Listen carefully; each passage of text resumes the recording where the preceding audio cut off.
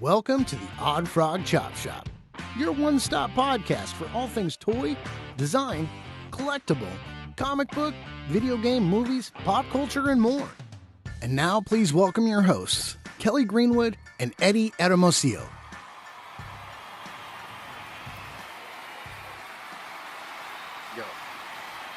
Hey, welcome back, guys. That's my mark. That's my cue from Mikey, the producer, and Kelly Greenwood, my business partner. Welcome back to another episode of the Oddfrog Chop Shop, where we talk about what we're doing here at Oddfrog Entertainment, the 112th Street Chop Shop, which is our first brand.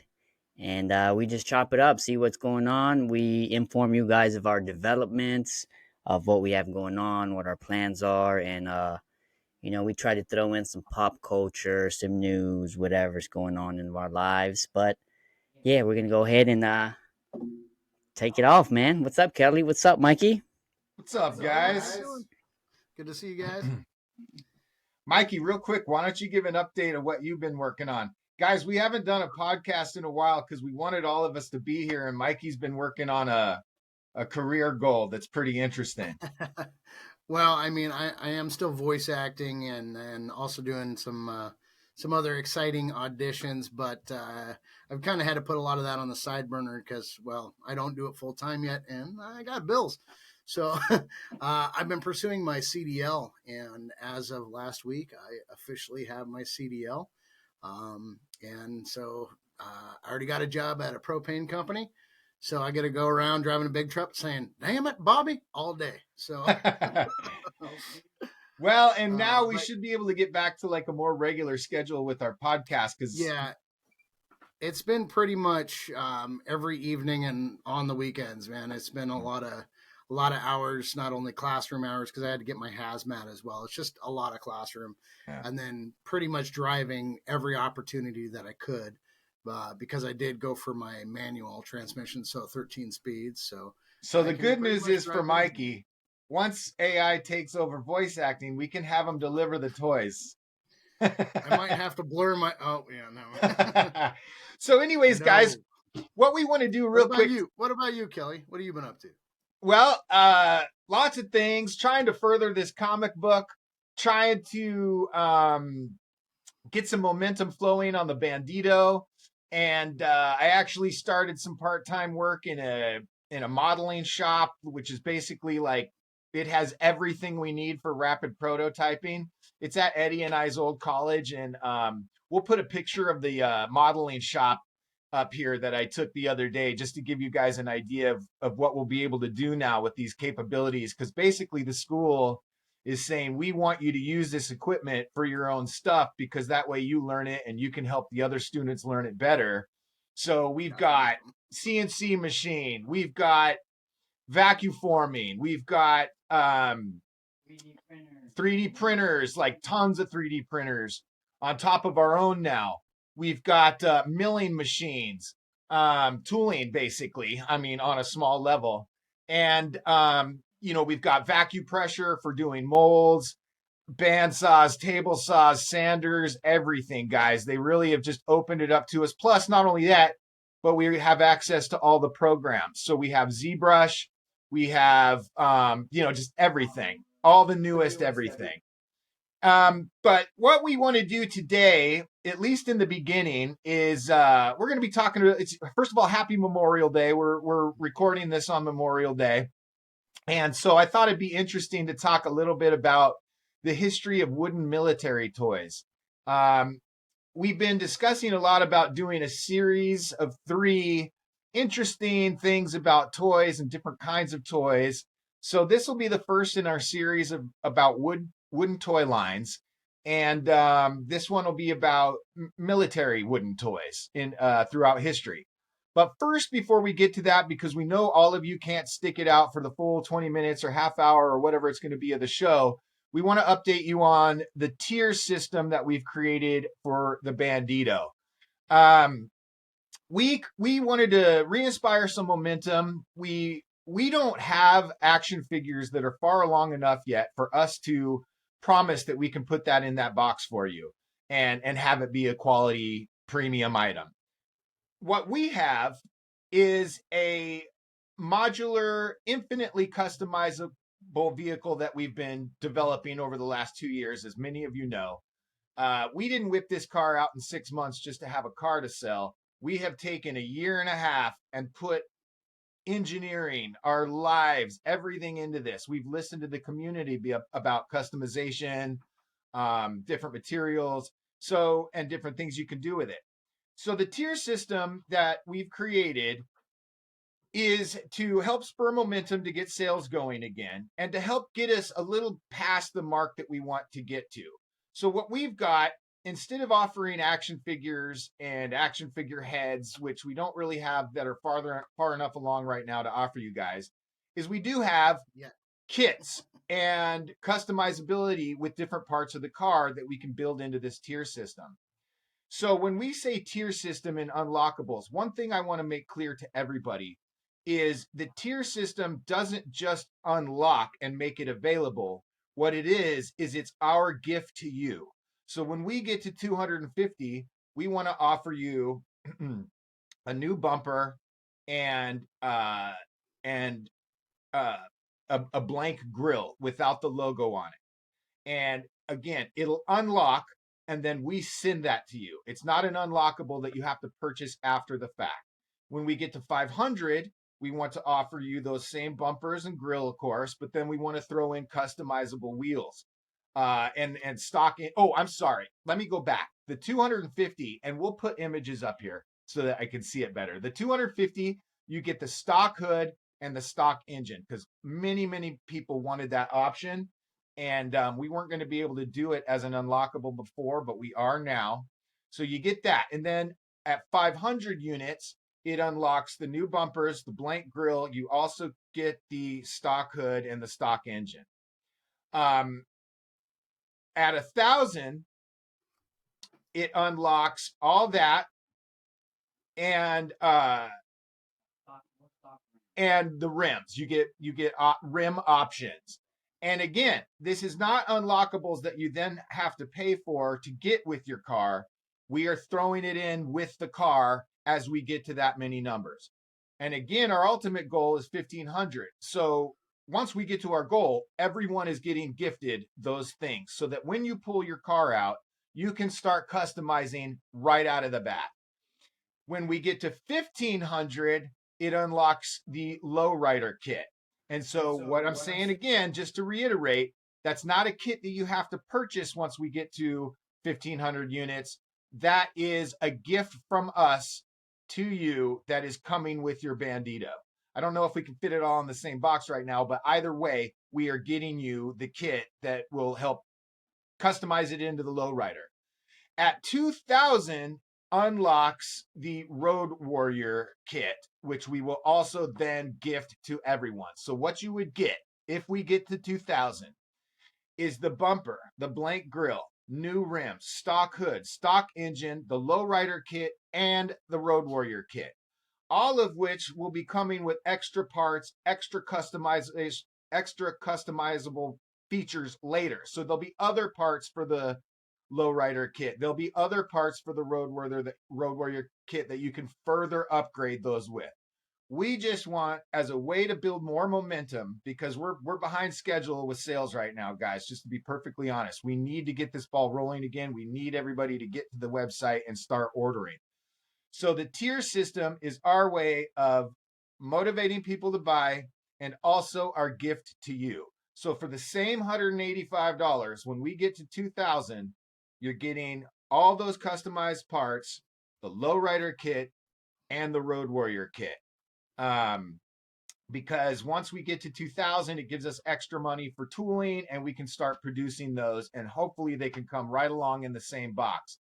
But we really want to get this momentum going again, guys. We want everybody to share what we're doing, talk about what we're doing, and make sure people understand that the unlocking tiers are a gift to you, not an extra purchase. I'm just going to say that one more time because, hopefully we don't have to make 3 and 4 videos about it like other things we have had to do. I just want everybody to understand that as we hit these tiers, these are extra parts you're getting as a gift from Oddfrog Entertainment to you to say thank you and to start customizing your car. The way we figure it is an extra expense for us, but once you guys get your cars and people start seeing what you're doing with it, we'll have momentum then to keep going.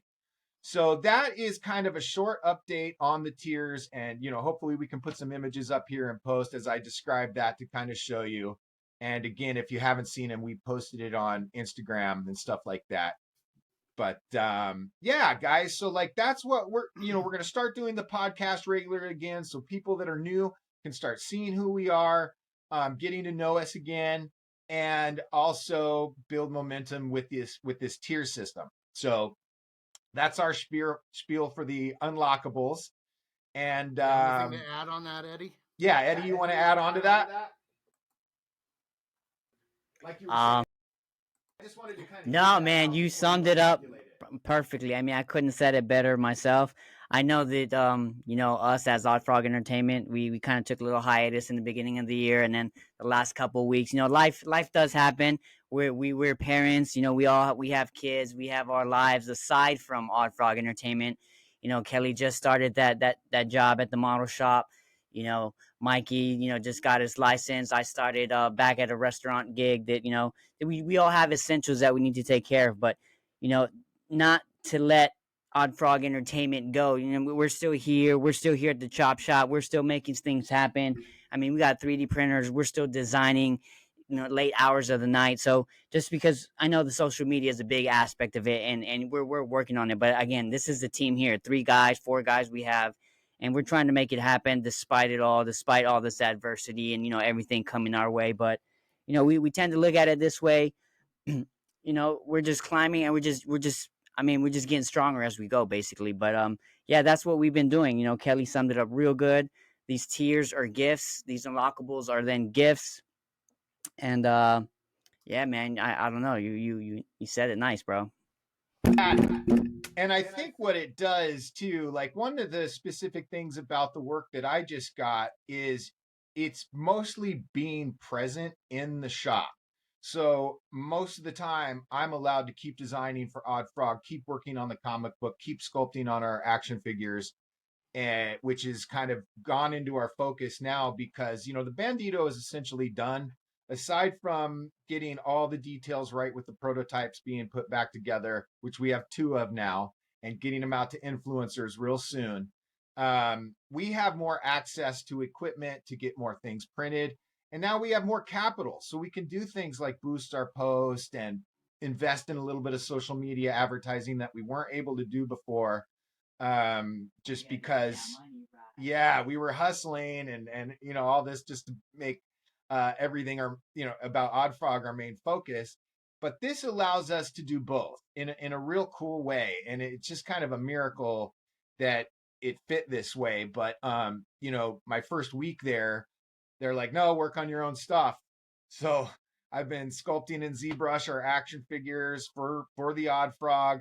I've been working on the comic book like a madman. I mean, I've literally been drawing basically all night and all day on this comic book because it's quickly turning into a graphic novel. I'm on page 25 right now, and there's quite a bit more to go in the first script. So I really think we're probably going to push it to 64-page graphic novel, at least, so we can tell a bit of a bigger chunk of the story. But that's probably the next big thing we're going to release, guys, because it's the furthest thing along. I really want it to be in color as well, so that's going to take a little bit. But we're in full drawing and comic book production mode right now, because I think also we can build Bandito's story into what we're writing. So yeah, the other thing has been the comic book that we're pushing forward, because in order to release these action figures we've got, or these character designs we have, we want story to be foremost in that, so that there's something people can sink their teeth into. There's investment in these characters as far as the stories we're going to be creating and what we're going to be doing with them, and what their personalities are like. I mean, that's a big part of this. So that's where we're at with a lot of the things we're working on. We've picked wood toys to talk about for our first series of 3 things here because Eddie and I have had some plans for a long time to start making some wooden toy vehicles and stuff like that. And now that we have access to all the CNC machine, we're going to start furthering those designs and seeing if we can't get out some wooden prototypes and stuff. Excuse me. But yeah, I mean, today for Memorial Day, what we wanted to do is talk a little bit about toy history and military toy history. And since we're on the wood theme, we went with the history of military toys. And Mikey, I think what might be good is just like if you have those bullet points in front of you, just read them out, and then we'll kind of talk about it a little bit. Anything that might be interesting about those certain points in history and how wooden toys develop, especially military toys today. And first of all, guys, well, not first of all, but let me just. Well, this way it just breaks it up a little bit. But I do want to say thank you to all our veterans. My whole family's Marine Corps. My best friend was an Army Kiowa pilot for 20 years. All his friends are my friends, and they're all veterans. And we owe a great debt of gratitude to our veterans. We thank you for protecting our liberty, and just wanted to say that. So, by the way, guys, Analog Toys has an amazing history of military toys that they did on their podcast, and I would highly recommend checking that out too. That's why we went with wooden toys, because that was a good podcast. All right, Mikey, what's our first situation in history of wooden toys? All right. Well, apparently, according to you, no, I'm not sure where you got the info. Ancient origins. The history of wooden military toys can be traced back to ancient civilizations. In ancient Egypt, wooden figurines representing soldiers and chariots have been found in tombs, suggesting their existence as early as 2000 BCE. Now, let me pull up a couple of images that I found for absolutely ancient. Let's see some Egypt. Toy soldiers. That's cool. Can you guys see that all right? Oh, yeah. Gosh, look at those. Now, these aren't little soldiers, but they're more like horses with wheels. Yeah. And you can imagine they were probably way more refined 4,000 years ago, too. So, yeah, no, this one looks like it probably moves up and down like, I don't know, someone washing clothes or something. I know that's an exciting. Yeah, look at that. Some engineering even back then. Yeah. So, that might be a good idea. During the Middle Ages, wooden knights and soldiers were popular toys among children of noble families. These toys often represented medieval weaponry and armor, reflecting the military culture of the time. So these are some medieval toys here. Looks like maybe it looks like even some stonework in there. Yeah, some stone and some some wood. Let's see what else we got here. Oh, there's a little medieval battering ram, I'm assuming.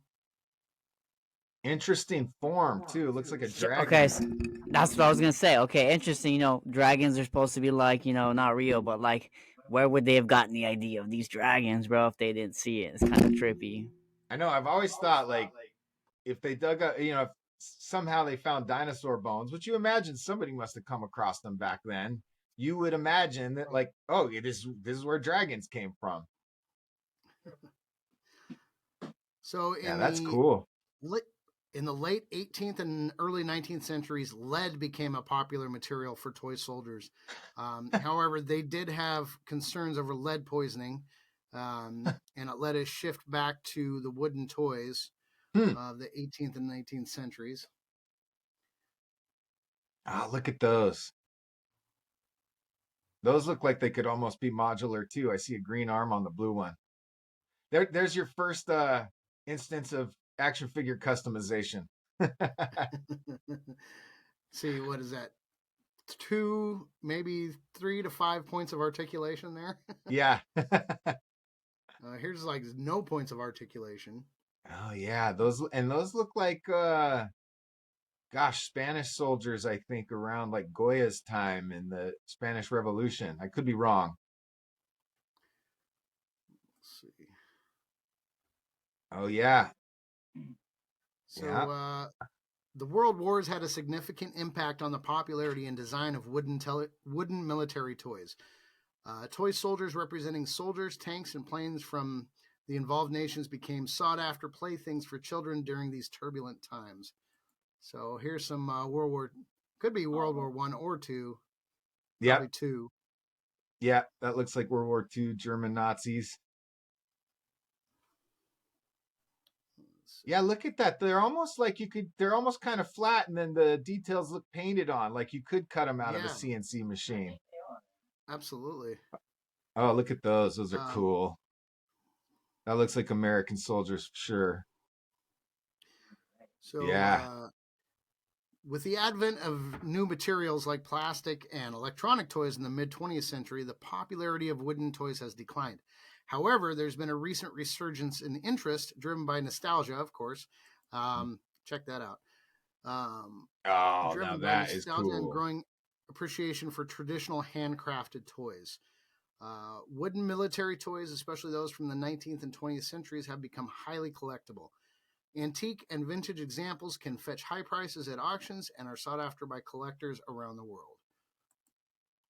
Yeah, that's super cool. Dang, look at that. I used to have a couple just old wooden cars. I have no idea where I got them back in the day, but they were just, I still played with them, you know? Yeah.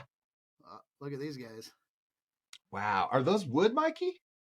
Those are wood, yeah. Wow, that's amazing. Look at that Talk hand about some carved. detail. That is cool. I mean, it's simplistic yet super detailed. Yeah, that's some artisanry though, for sure. Oh, and Wow. here's what we all know growing up. Oh yeah, classic Those are the Green classic Army ones. men. Yeah. Man, those are so great. My uncle played this game with me with them one time where it was like turn based, where you set them all up and he'd set up his side, and then you could move them by one hand space and you could fire one weapon in each turn. And Oh, so nice. what we used was like a rubber band and a paper, like where you bend it and shoot it like for football or whatever. We would use those as like the tank things or the shots from the guys, and then you could advance. Oh man, we played that all day. I was like, this is the funnest thing ever. I love these like turn-based strategy games, which is a little bit of where Battle Odds came from, but that's all I'm going to say about that. Yeah, we'll definitely have to have a little series about games, tabletop games. Yeah, Just absolutely. I maybe don't some want to give too history, much but also, away yet, though. yeah. But And I well, definitely that want to was talk really with you cool, too. Mikey. That was really cool for our first little series, I think. And part of the reason I wanted to talk about wooden toys too is because Lego started off as a wooden toy company right after the war. And it's a really interesting story how they got started. Everything was devastated. We'll get into that. I want that to be the third one in the series, talking about how Lego got their start as a wooden toy. Nice, So, nice. yeah. And Well, that one makes me think of I know Lowe's. I don't know if they still do it, but they used to have these little wooden kits that you could buy. Home Depot. Okay, yeah, Home Depot does it as well. Where, yeah, I mean, you put it together with your kid, then they can either paint it however they want, or they have stickers. They're Yeah, really Home Depot cool. even does it like Saturday mornings. You can take your kids and like you can do crafts right oh, out that's there, and they give you cool. little aprons and all kinds of stuff. It's pretty dope. There you go. That's I way mean, it's cool. yeah, get kids not only working with their hands but building toys. Yeah. Yes. Yep. That's super cool. That's super cool. Well, I mean, it looks like we're about half hour into the show here, guys. I think we can start wrapping it up here as our first kind of show back. Um, Guys, one of the things we wanted to throw out there is we've got a whole new studio set up, and I'll just give you a quick little flash of it here. But we've got all sorts of toys, games. We've got our little bar over here, our 3D prototyping bar. We've got all this stuff set up for us to be able to work on our stuff. And really what we want to do right now here is make this podcast more fun and interactive. We've got a giant green screen, so we're going to start messing with that. But what we'd like to know from you guys is like, what are some suggestions from you guys, the community, to keep it sometimes, we definitely want to keep it 112 scale oriented a lot of the time, amongst other things. But we've got a green screen, we've got these fun tools, we've got board games. What would you guys like to see out of the Chop Shop going forward to make it more fun, make it interactive? What are some shows that you like that aren't doing something that you might like to see? Do you want to see more of the prototypes, more of us working on the prototypes? I mean, that can be a thing as well. We can show you more of what we've been printing out as soon as I can get the Elegoo back up and functioning again, which we got all the parts for, or we had to replace the polarizing screen on it because it was messing up pretty bad. But, we've got all the curing stations. We've got another game we've been working on called Rivalry that is kind of in the vein of a foosball style thing that would be for game rooms and stuff like that. So we've got all this stuff, and we'd like to hear from you guys in the comments, guys. What would you like to see out of the Chop Shop moving forward? Leave your comments just on YouTube, or feel free to hop on our website and message us there, or all the socials, Instagram. It doesn't matter. Just reach out, and any suggestions we listen to. I mean, we won't necessarily do all the suggestions, but we absolutely read. We're open to ideas, suggestions. Absolutely open. And then, Eddie, if you want to kind of just close out reminding everybody about how the tiers work and stuff like that, I think we could call it good for our Chop Shop relaunch. Yeah, sounds good. So Kelly's the one who's definitely been putting in more time with the tiers. So, but yeah, I think again, so the tier system, the way it works, they are unlockables, but they are not up for purchase. Once they are unlocked, they will be gifted at the same price. So the more units we sell, the more things we unlock, the more you guys get for the same price. Basically starting off with an additional grill and not grill. Was it a hood and a hood and an engine, which will give you more of a classic look instead of the muscle car look. And then we'll also include the logo-less grill, and then start adding some rims that'll give you a more classic look. And then whole kits. We plan on throwing in the whole kits. We need to narrow down exactly what we want to put in that the what kit did you call it? The post-apocalyptic, Road Warrior kit. We'll come up with the name, but that's the one we'll unlock at the end. It'll have weapons. Calling it Gasland, which is the Gaslands. Yeah, the Gaslands kit. But yeah, I mean, if you guys have any, we'll start again posting more pictures of it, and we just plan on producing kits that are gonna be compatible with the Bandido. We previewed one that's like sci-fi. I've worked on one that's like a monster truck that it'll literally like come with a chassis that you attach to the pegs of where but it'll make it look like a monster truck. And we like I said, it wasn't like a 6-7 month thing that we just kind of pushed out just to jump on that the half-failed HasLab thing. We had been working on this prior to even knowing of the HasLab, so we've been developing this modular, customizable idea for close to 2 years now. And there's like I said, there's nothing really like it. So these unlockables, these tiers are gifts. Go check them out. www.oddfrogentertainment.com and /shop would take you to that direct link. Look us up on Instagram at the 112th Street Chop Shop or Oddfrog Entertainment. And shoot us any questions, guys. I mean, we're just a couple of dudes making our ideas and goals into a business. And like Kelly said, we went to Otis. This is what we plan on doing, and and we're gonna be here for the long haul. So hit us up, message us, and we'll get back to you for sure. Share. Share, like, subscribe, comment, say something. And I'll just add one more thing. A comment was made a month back or so that one guy had pointed out to us that some people in the community thought that we would be 3D printing these vehicles. No, this is a full-on tooled and production line model of a toy. The only thing that's been printed is the prototype, because that's how you have to do it. The reason we print the prototype is so that we can get it, we can hold it, we can see it, and we can see where there's any design flaws in the functionality or anything else.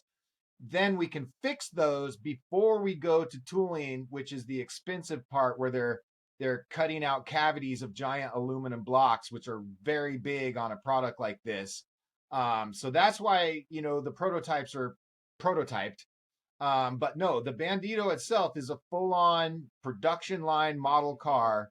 And we put all that information up on our website. If you go to the fulfillment part of our website or manufacturing, I might have renamed it manufacturing, but it breaks down our Duangon Guandu company who's doing it all for us, doing the tooling. Johnny is the one with all those connections, and he's been doing this since 1982. It's a very established company. But no, this is not 3D printed models. I don't even know how long that would take to do. There's 76 pieces to this car, guys, so that it will do what we say it does. It had to have that many pieces, and it has to be manufactured. So just to make that clear, it is a manufactured vehicle. That's what all the trouble has been about. So let us know what you guys think, guys, in the comments below. How can the show be better? And then, yeah, please like and subscribe. We've got lots of people that come in and view. I mean, we have one video that's almost 1,000 views now. So it's like, we'd love all of you guys to like and subscribe and comment. That really helps the algorithm. And, with these other projects that we're doing, I'll bloviate for one more second. What Eddie and I are trying to do with some of these other projects, at least for now, is to start generating capital that we can use on the Bandito, to offer these more things. And part of the reason we're able to offer these kits is because we've gone back and we've looked at the tooling of where we can add caps into the cavities of the tooling. So like for the just getting creative with it, right? So with the hood, we can cap that part of the molding in the hood and just get a flat hood, pull that cap off, and we're back to being able to produce the one with the blower.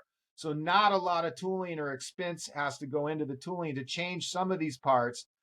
And then some of the parts we do need to go to extra tooling. So we're going all out of pocket on this, guys, to be able to gift this to you and to be able to get it to market.